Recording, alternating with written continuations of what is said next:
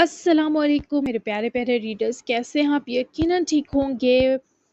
और मैं भी ठीक नहीं हूँ। अभी मेरा गला जो है वो बहुत ज़्यादा दर्द में है। तबीयत मेरी बिल्कुल भी ठीक नहीं है। अभी पहले मुझे फ्लू हुआ, बुखार हुआ, अब मेरा गला जो है वो पकड़ा हुआ है।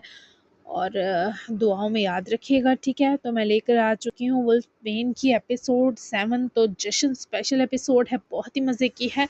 जल्दी से लेकर चलती हूँ आपको एपिसोड की तरफ। तो लेट्स स्टार्ट।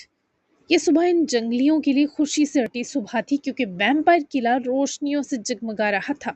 संगमरमर की ऊंची दीवारों पर स्याह और सुनहरी पर्दे लटकाए गए थे। छतों से लटकते क्रिस्टल के फानूस सुर्ख रोशनी बिखेर रहे थे, जो पूरे हाल को पुरस्कार और शाहाना बना रही थी। वसी हाल में दर्जनों वैम्पायर्स मौजूद थे। स्याह लिबास, चमकती सुर्ख आंखें और उनकी हल्की सरगोशियां फसोहेज, जबकि माहौल में गूंजती दबी हुई क्रीपी मौसीकी अलग ही सनसनी फैला रही थी।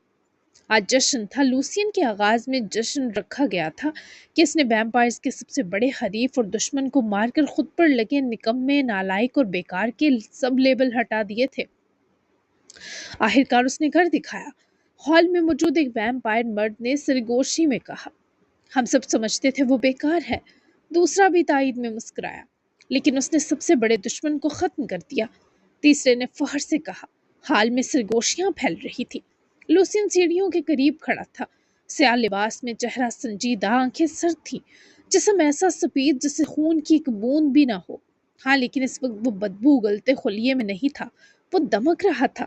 उसका देवमालाई हुस्न वहां की हर लड़की की आंख हीरा कर रहा था। वो आज खुशबू में बसा हुआ था। वो एक तराशी हुई मूरत था, ना कहीं से ज्यादा ना कम। उसकी खूबसूरती के दूर दूर तक चर्चे थे। दूसरे वैम्पायर्स इसकी तरफ बढ़ बढ़कर इसे मुबारकबाद दे रहे थे। जश्न के हॉल में सिर्फ आम वैम्पायर्स ही नहीं, बल्कि लूसियन का शाही खानदान भी मौजूद था, और इनकी मौजूदगी खुद एक रोब डालने के लिए काफी थी। वसी हाल के ऊपर बने ऊंचे स्टेज नमा हिस्से पर वैम्पायर खानदान के बुजुर्ग बैठे थे। सबसे दरमियान में जेलेटन बैठा था, लूसियन का बाप। वो एक कदावर सख्त चेहरे वाला वैम्पायर था। इसकी आंखें गहरी सुर्ख थी, चेहरा संगे मरमर की तरह सर्द, और इसकी मौजूदगी ही माहौल को संजीदा बना देती थी। वो कम बोलने वाला मगर इंतहाई ताकतवर वैम्पायर था। इसने स्याह शाही लिबास पहन रखा था। इसकी उंगलियों में कदीम पत्थरों वाली अंगूठियां थीं, जो इसके कदीम और शाही खून की निशानी थी। वो लूसियन को देख रहा था, मगर इसकी आंखों में फख्र से ज्यादा जांच थी, जैसे वो अब्बी से परख रहा हो। इसके बराबर में रोजीना बैठी थी, लूसियन की माँ। वो बेहद खूबसूरत मगर खतरनाक औरत थी। लंबे स्याह बाल, सफेद जिल्द और सुर्ख होंठ। वो मुस्कुरा रही थी, मगर इसकी मुस्कुराहट में नरमी से ज्यादा चालाकी थी।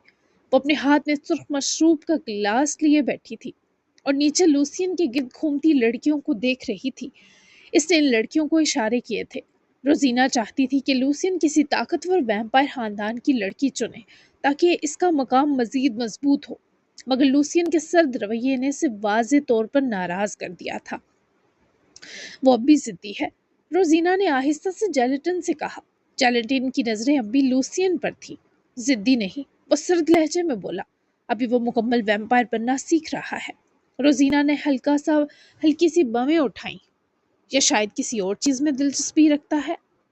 इसकी आवाज में इशारा था। टेलेटन की आंखों में एक लम्हे को हल्की सी चमक आई। इसी लम्हे हॉल में मौजूद एक वैम्पायर ने बुलंद आवाज में ऐलान के लिए उठ खड़ा होते सबको मतवजा किया। लॉर्ड जेलेटिन के बेटे लोसियन ने आज हमारी नस्ल के सबसे बड़े दुश्मन को खत्म किया है। हाल तालियों और आवाजों से गूंज उठा, मगर इस शोर में भी लूसियन की नजरें सिर्फ दरवाजे पर जमी थी, जैसे वो जश्न नहीं, जंग का इंतजार कर रहा हो। तमाम हाई एल्डर्स भी लूसियन की कारकर्दगी से खुश थे, मगर कोई नहीं जानता था वो जिसकी मौत का जश्न मना रहे हैं वो जिंदा है, और पहले से ज्यादा ताकतवर होकर हमलावर होगा। मुबारक हो लूसियन, तुमने आज हमारा सर फखर से बुलंद कर दिया। हमने तुम्हें कम समझा था। वो सिर्फ हल्का सा सर हिला गया। इसके चेहरे पर कोई खुशी ना थी, जैसे इसे भी भनक लग गई हो कि ड्रैमन बच गया है। इसकी नजरें बार बार दरवाजे की तरफ उठ जाती, जैसे किसी का इंतजार हो। अलीरा का, वो जानता था वो आएगी, और जब आएगी इंतकाम लेने आएगी। इसके होंठों पर हल्की सी मानी हिज मुस्कुराहट आई। इसी लम्हे चंद वैम्पायर लड़कियां उसकी तरफ बढ़ी। لمبے سیاہ ریاں لباس جن سے ان کے پرکشش وجود کہیں کہیں سے دکھائی دے رہے تھے، دلکش انداز اور سرخ آنکھوں میں دلچسپی لیے وہ لوسین کے حسن سے متاثر تھی۔ لوسین، ایک نے نرمی سے اس کا نام لیا، تم واقعی بدل گئے ہو، بہت اچھے لگ رہے ہو، تم نے بہت دنوں بعد خود کو یوں سنوارا، پراپر ہیئر کٹ لیا، شاید تم اندر سے سرد ہو تبھی، ورنہ ہمیشہ سینے کی آگ کا دھواں تمہارے حسین چہرے پر چھایا رہتا تھا۔ وہ ویمپائر لڑکی لوسین کے قریب ہونے کی کوشش میں تھی جو اس سے ہرگز گوارا نہ ہوا۔ ہمیں تو یاد بھی نہیں رہا تھا کہ تم اتنے دلکش بھی ہو۔ وہ اس کے منہ کے قریب آنے لگی۔ لوسین نے سرد نظروں سے انہیں باری باری دیکھا لیکن کوئی رد عمل نہیں دیا۔ ان میں سے ایک نے اس کے بازو کو چھونے کی کوشش کی تو لوسین نے فوراً ہاتھ جھٹک دیا۔ دور رہو مجھ سے، اس کی آواز سرد تھی۔ لڑکیاں چونک گئیں۔ اسی لمحے دور کھڑی روزینہ نے یہ منظر دیکھا۔ اس کی آنکھوں میں ناراضی ابری۔ اس نے ایک اور حسین ویمپائر لڑکی کو اشارہ کیا۔ وہ فوراً لوسین کی طرف بڑھی۔ لوسین، وہ نرم لہجے میں التفات برے انداز میں بولتی، اس کے قریب آئی۔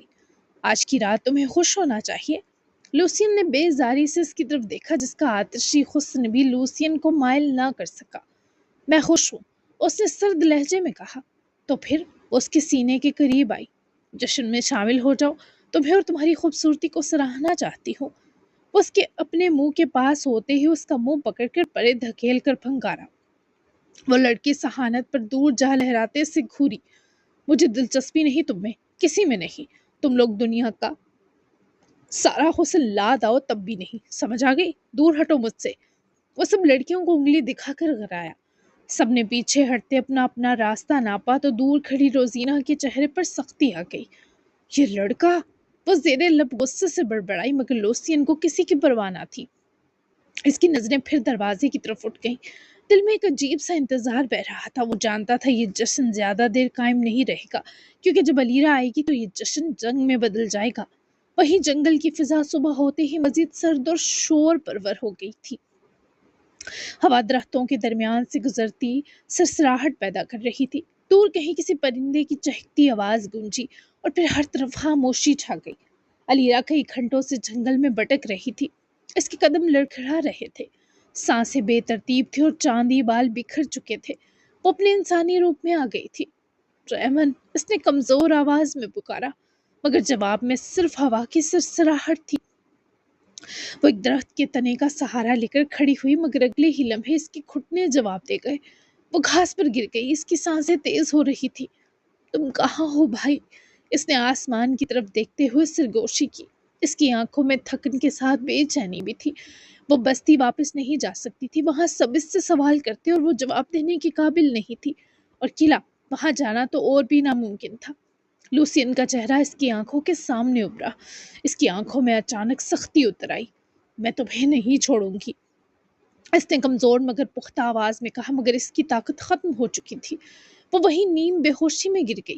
ہوا تیز ہونے لگی، پتے اس کے گرد بکھرنے لگے اور وہ وہاں ویران جگہ بے سدھ ہو چکی تھی۔ صبح کی ہلکی روشنی جنگل کے آخری کنارے کے لمبے گھنے درختوں کے درمیان سے چھن کر زمین پر بکھر رہی تھی۔ رات کی ٹھنڈ اب بھی فضا میں باقی تھی۔ پرندوں کی مدھم آوازیں کانوں میں تیز ہو کر سنائی دینے لگی تھی۔ بھیڑیے کا بڑا سا وجود اب بھی درخت کے نیچے نیم جان پڑا تھا۔ اس کے ایک بازو کے حصار میں وہ نازک وجود والی ایلین ایسے پرسکون سو رہی تھی جیسے وہ زمین پر نہیں محملی بستر پر ہو، اور ہمیشہ نرم بستر پر سونے والی وہ لڑکی اس جگہ مٹی، پتوں اور دھول میں اگر سوئی تھی تو اس لیے کہ اسے یہاں ایسا سکون ملا ہوگا جو نیند کے لیے ضروری تھا۔ کچھ ہی لمحے گزرے کہ ڈریون کی پلکیں ہلی۔ ڈریون کی آنکھ آہستہ آہستہ کھلی۔ یہاں تو اسے کچھ سمجھ نہ آیا کہ وہ کہاں ہے۔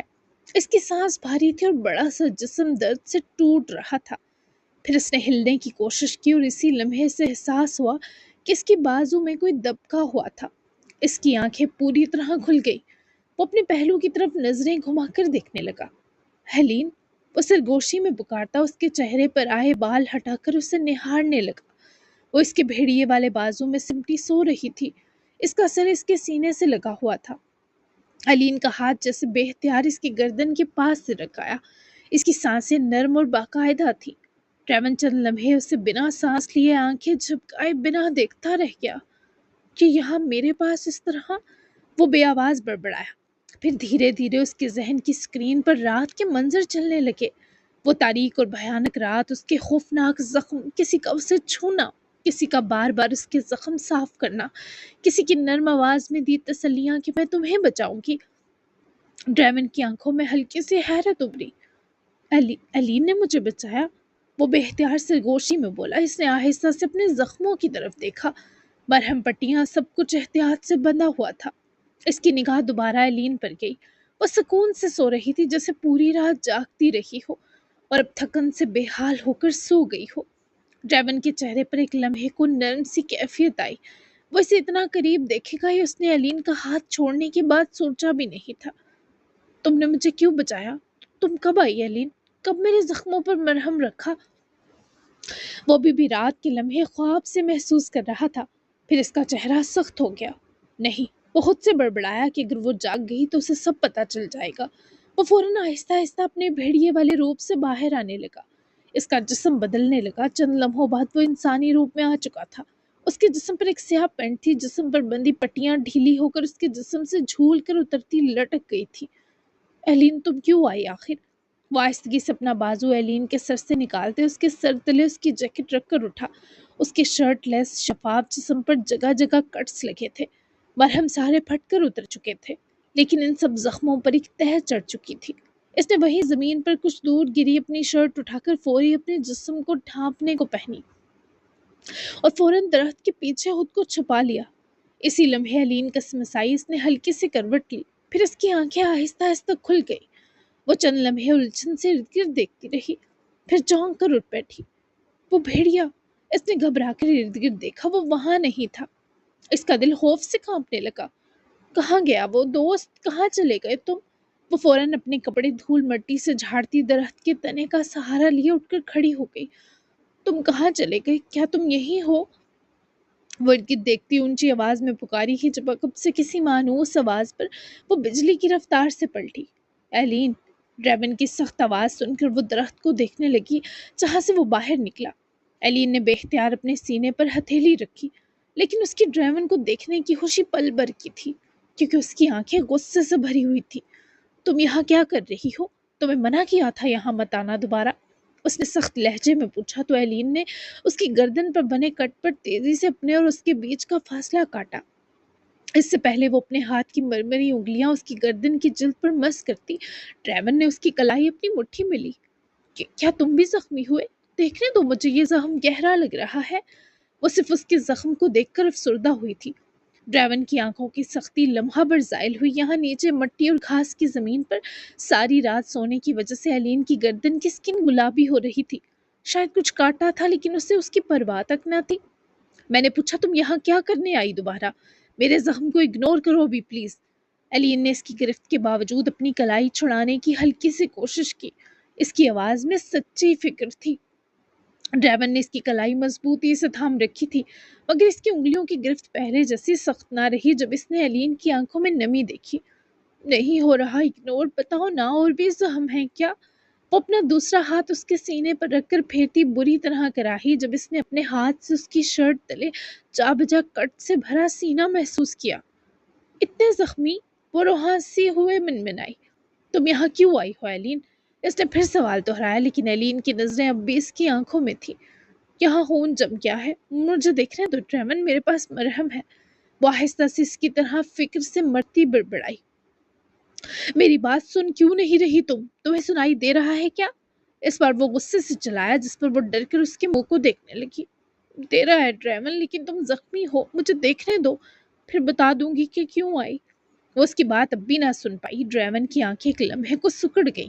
اس نے فوراً اپنی گرفت ڈھیلی کی اور ایک قدم پیچھے ہٹ گیا۔ میں نے کہا نا کچھ نہیں ہوا مجھے۔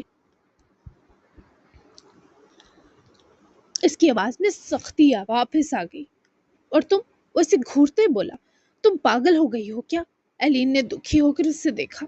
یہ جنگل خطرناک ہے۔ وہ دوبارہ اس کے قریب بڑھا۔ میں نے تمہیں ریڈ لائن کے پار بھیجا تھا تاکہ تم گھر جاؤ، واپس آنے کے لیے نہیں کہا تھا۔ ایلین کی آنکھوں میں چوٹ سی ابری، وہ اداسی سے اسے تکنے لگی۔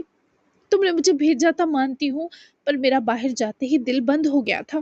اس ریڈ لائن کے اس طرف میں آدھی رہ گئی تھی، نہ مجھے کچھ سنائی دے رہا تھا نہ دکھائی، بس تمہیں دیکھنے کے لیے آ گئی۔ ملنے نہیں آئی تھی، واپس چلی جاتی رات ہی، میں کسی کو مرتا چھوڑ نہیں سکتی تھی۔ ڈریون کے چہرے پر جیسے کسی نے خاموشی سے ضرب لگائی تھی، وہ پتھرا سا گیا تھا، وہ ساکت رہ گیا۔ وہ تمہارا ہی ساتھی تھا۔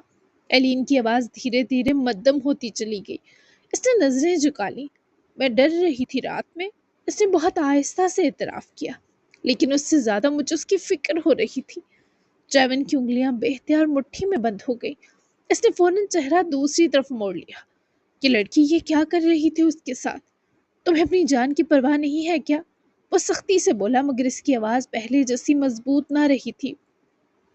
ایلین نے دھیرے سے سر ہلایا۔